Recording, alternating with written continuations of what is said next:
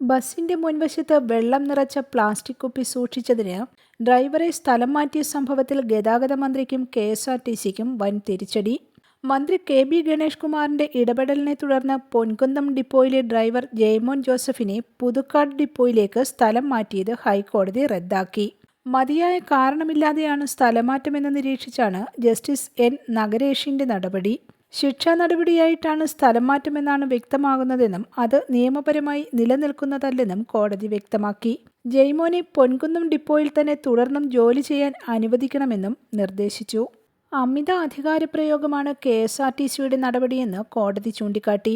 അച്ചടക്ക വിഷയം വന്നാൽ എപ്പോഴും സ്ഥലമാറ്റമാണ് പരിഹാരമെന്ന് വാദത്തിനിടെ ഹൈക്കോടതി ചോദിച്ചിരുന്നു. ഡ്രൈവറുടെ സ്ഥലം മാറ്റത്തിൽ മന്ത്രിയുടെ ഇടപെടലുണ്ടെന്ന് KSRTC സമ്മതിക്കുകയും ചെയ്തിരുന്നു. പൊൻകുന്നത്തു നിന്ന് തിരുവനന്തപുരം വരെ തുടർച്ചയായി ഡ്രൈവ് ചെയ്യേണ്ട സാഹചര്യത്തിലാണ് ശുദ്ധജലം വാഹനത്തിന്റെ മുമ്പിൽ സൂക്ഷിച്ചതെന്നായിരുന്നു ജയ്മോന്റെ വാദം. വാഹനം തടഞ്ഞു നിർത്തി മന്ത്രി ഇടപെട്ടതിനാലാണ് സ്ഥലം മാറ്റമുണ്ടായതെന്നും ഹർജിക്കാരൻ പറഞ്ഞു.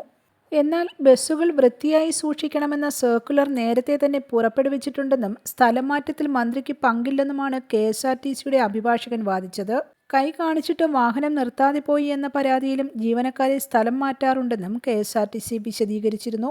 ഒരു വ്യക്തിയുടെ സേവനം മറ്റൊരിടത്താണ് ആവശ്യമായി വരുന്നതെങ്കിൽ സ്ഥലം മാറ്റമാവാം. അച്ചടക്ക നടപടി നേരിടുന്ന ആൾ അതേ സ്ഥലത്ത് തന്നെ തുടരുന്നത് ബുദ്ധിമുട്ടാണെങ്കിലും സ്ഥലം മാറ്റമാകാം. സ്ഥാപനത്തിനോ പൊതുസമൂഹത്തിനോ മൊത്തത്തിലോ ഗുണമുള്ള കാര്യമാണെങ്കിലും സ്ഥലം മാറ്റം നീതീകരിക്കപ്പെടാം.